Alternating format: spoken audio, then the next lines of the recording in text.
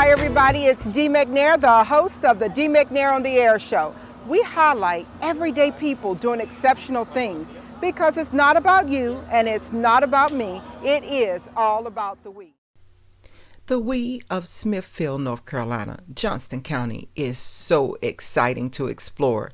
We have more than your everyday person. We have the exceptional people, the town, the families, the growth that's happening here is phenomenal. And as you can see by some of the highlights from the Ham and Yam Festival, I had a good time with wonderful people.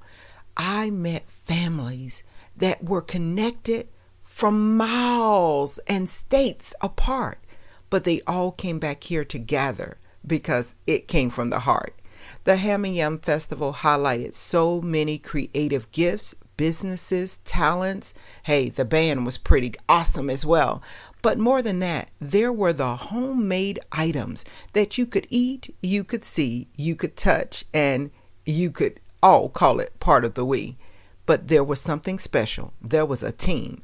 That robot you see, that I wanted to highlight. So let's go find out.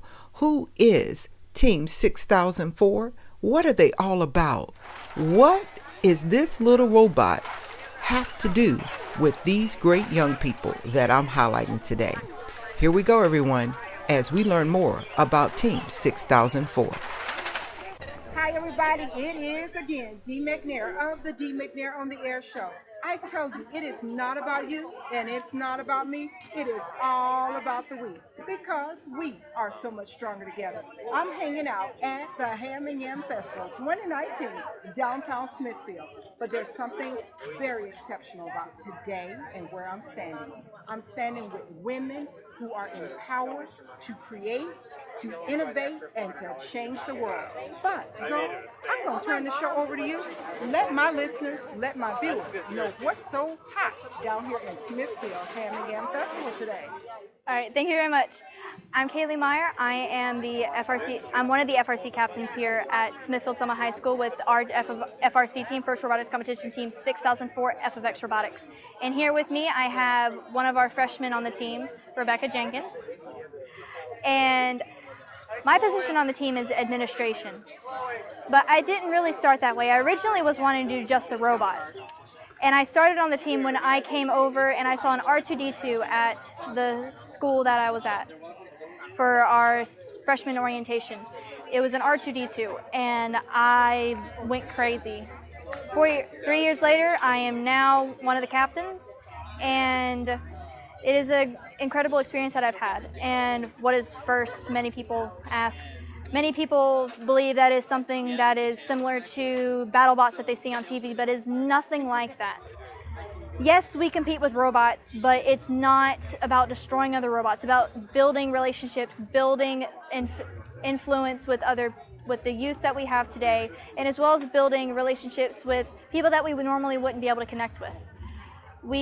As a team, we are 5 years old coming next year for our next competition season, and the impact that we've had on our community is amazing. My freshman year, there was 3 FRC teams officially in Johnson County. And there were not that many FLL teams, First Lego League teams, in Johnson County or anything below that as in grade level.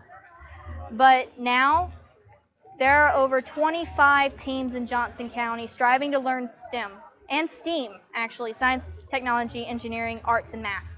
Because it's not just all about math and science with robotics like this. You need to have an entire marketing team behind it because stuff like this does not come free. Fundraising and engineering coincide with each other with a sense of art and how we are represented with ourselves in the community to create a cohesive image that we show ourselves and how we can interact with each other in different ways to help the community pull up and just strive for something better. Now, Rebecca here was on some of the teams that we had influenced in the past, coming up from some of the teams over at News Charter. News Charter is the school across the street from Smithfield Summer High School, the school that we are based off of. when I was at News, there were no teams there for the first 6 years I was there. But one of our teachers there, she had a son who joined this team. She was so inspired by what we were doing here. She wanted to start that at her own school. So that year, we had the first FLL team at our school, and I joined it. Now, almost 3 years later, we have 18 teams at that school, all because of one student and one teacher and one team. That's where I came from. I went on the FLL team and then the FTC team, another team that started there. First tech challenge, and now I've ended up here. A lot of people ask me, for the first question they ask is, what is FIRST? FIRST is a nonprofit organization that helps spread STEM and STEAM throughout the United States and across the world. There are teams in Palestine, there are teams in Japan, Britain, they're everywhere. And there is really one universal language that we all speak in that case, and that is robots. Robots is what breaks the barriers between different groups of people. It's just amazing of how people who would never really talk to each other, either because they're in different friend groups or social situations, or economic situations, they come together in this one place, and it is amazing. They are just, it's go, go, go all the time, robots, and we meet a ton of people, incredible people, that are just beyond words to describe. And FIRST gives us the opportunity to do this. It gives us the opportunity to improve ourselves in the areas of STEAM. It gives us the opportunity to push ourselves into what we didn't think that we were able to do. We do expos, we do movie premieres. We go to the Smithfield-Selma movie theater every time there's a Star Wars release, to give kids a chance to see what we do at the high school and how we're using it to help them and help the community itself thrive. We have done expos, as I said. We had done our second annual First Robotics Expo on March 2nd. We did our second annual First Robotics Expo, where we invited First Robotics teams from across North Carolina to come and join and show off what they've been doing during this competition season. And the outcome was great. We had a ton of children come in, a ton of parents. Some teachers came in as well, because we are trying to get this spread to other schools in our county. It just can't stay in one place. It's too great for kids and too good of an experience for them not to experience it. So we have to spread it off into other schools in our county.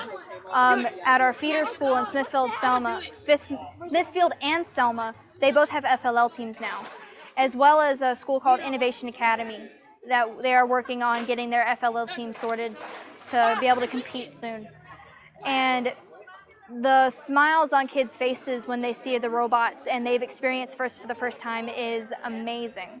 I love that little spark in their eye when they see a robot or they finally get the program right that they've been trying to for a while. And it's just incredible to watch them see and then just thrive and grow in this thing called FIRST.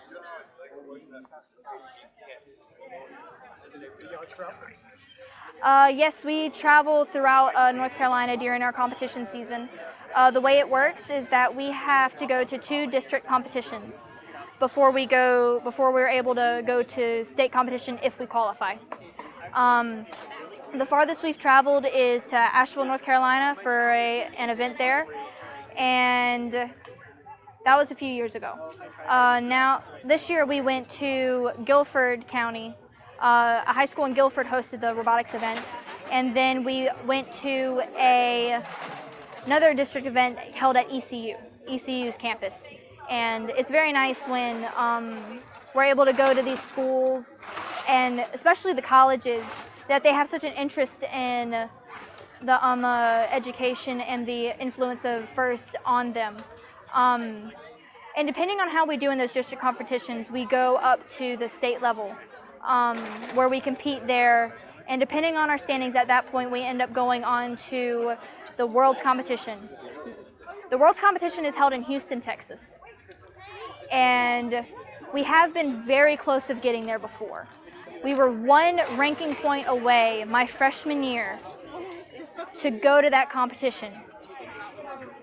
And the team at that point was 2 years old, and a rookie being 1 point away, just based on how their robot competed, is quite impressive.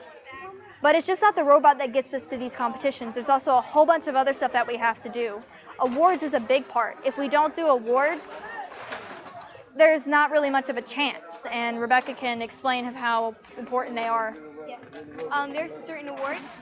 If you get it, it takes you straight there. It doesn't matter how good your robot did. It doesn't matter anything else. If you win that award, you're there. It's your ticket there. Awards are a huge, huge part of FIRST. It shows that you understand. It's not just about the robot. It shows you understand. It's more of the teamwork aspect. It's more of the marketing.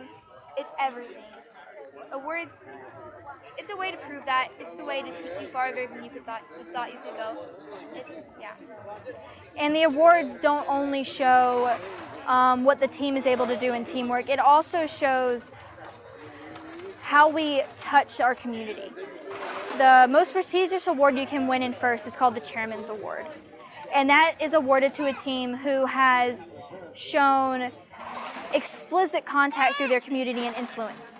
And if they hadn't done that, then there would be so many children that would not have been able to have the influence of STEM and of FIRST and their core values, and how everything links together in the world of FIRST and robotics itself. It continues, guys. I'm hanging out at the Ham and Yam Festival. You heard me say, everyday people doing exceptional things. Oh, it's bigger than that. It's bigger than Smithfield. It's bigger than Johnston County. I've got Brandon and a secret over here. You know, when you're inventing and being an innovator, a lot of times things are secret to you. Put it out there. But Brandon, I was reading some of the information, and it says robotics. Who is, and hey, I'll do that for you for those who don't know, but robotics. They are the first robotics competition team based out of Smithfield Selma High School. The first. That means they're going to be first place in all of our eyes always. But you all have already been recognized. You've already had some really intense competitions.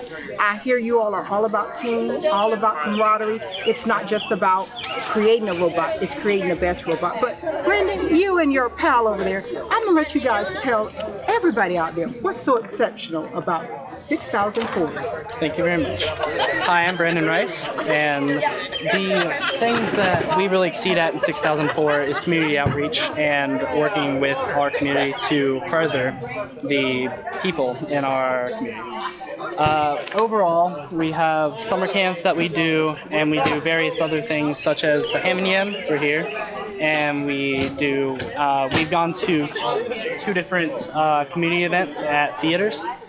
And we work a lot with students to help them further their eyes in technology and work in general with the school and with the team to further their education.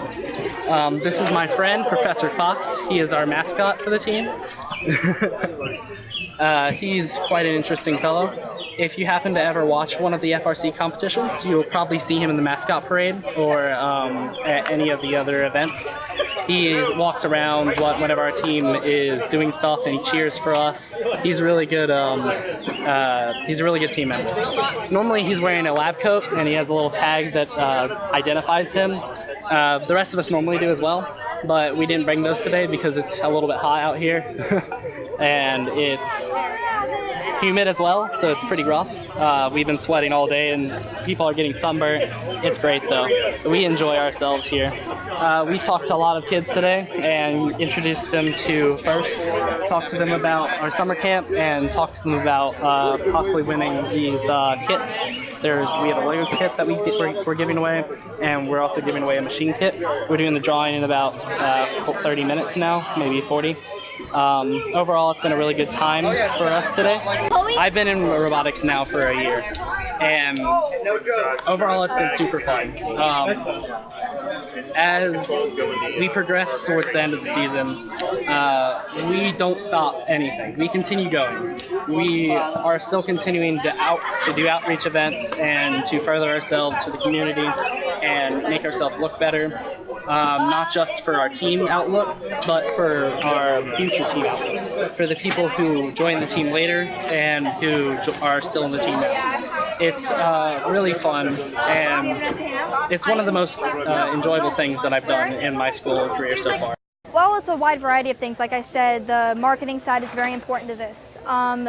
In order to get the money to be able to pay for this, the robot this year cost around $2,500, $2,500. And that was the robot itself, not to mention the travel and the food required in order to go to competitions. Registration for a robotics team is about $5,000 for the competition season. And that's just so then they can compete at this district level. So we get sponsorships. Rebecca, wait, actually, we have sponsors with UNC Healthcare, Johnson County. We have sponsorships with Reed's Printing, Banner Welding, Ray's Pizza in Clayton. It's just a community coming together and showing us that they care, that they want us to come together. Like Lidos, they came in and they helped us. Our high school is a big contribution. They give us a place to be. That doesn't seem like a lot, but on the money side of that, having somewhere to be can cost tens of thousands of dollars in order to have somewhere to be stationed out of. The school gives us that. So that's a big contribution with our sponsors. And then fundraising, like right now we're doing some fundraising with our summer camps. We do summer camps. We've done summer camps for 3 years. This will be our fourth year doing summer camps. And this year they're the first 2 weeks of June. They do grades K through 12, and starting it's $150. 2 sessions, it's $225. They get t-shirts, have some fun. Some of them, one of the camps that we do, they end up doing a sumo wrestling competition. At the end of it, like they're, with the robots. That'd be kind of weird if it wasn't. So if that's a school that saw this and they wanted to implement this into their school, what do they have to do? Who would they have to contact in order to get them started? Well, in order to get them started, they would really just have to go to First website. Technically just to start a team, you just have to go on the First website. They have some information on there on how to do that.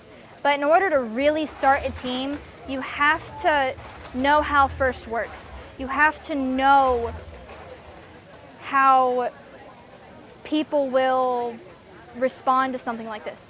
You have to be able to get people to want to join, because a First team is not going to live without the support of its community. What's considered a team? How many members would it take to be on the team? Well, that varies on the age group.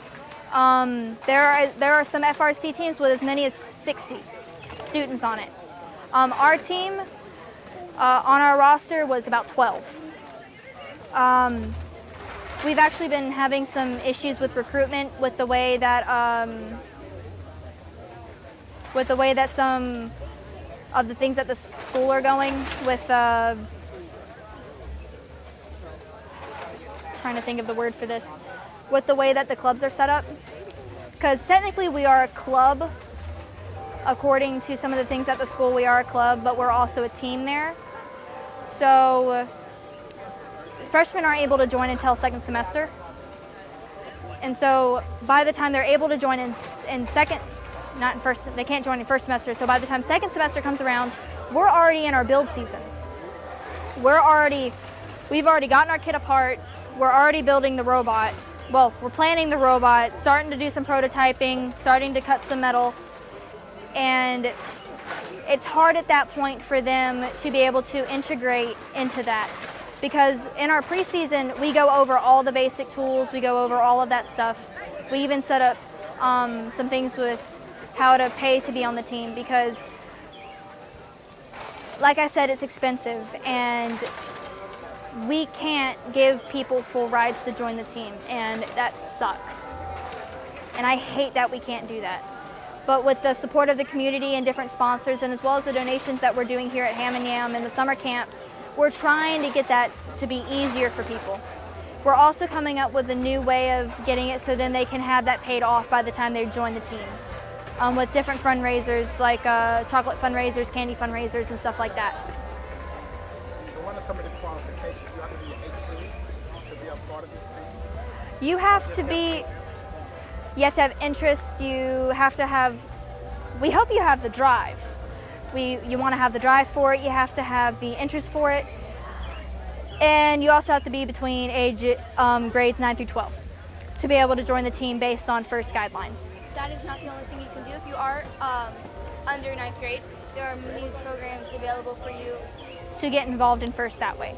It's not exclusive just to us, there are other programs that you're able to join in, like First Lego League Junior, grades K through 3rd, First Lego League 4 through 8, and then FTC, which is 7 through 12.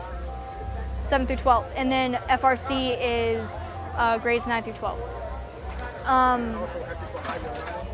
Pardon? It's also happy for higher learning, education, This stuff teaches you things you never learn in a classroom, especially with some of the classes that they offer. It gives you hand-on experience with robots. It gives you hand-on experience with electrical, mechanical, CAD design, which is now what we're using, which is a really big part of what we're doing now. We are doing 3D printing, 3D imaging software that we use, so then we can get parts made specifically for what we need. We had gotten some parts that we didn't have the right shaft size for us, so we had to print inserts and send them to a machine shop to get machined, and they fit perfectly. I was so proud. And now your robots, are they patented? Pardon? Are they patented? Patented? No, they are not patented. And they need to be? No, it's first, you don't really want to hold on to the way you do stuff. It's a way to share information and share how you learn things. It's a good experience to learn stuff. When we go to competitions, there are some things that we don't know.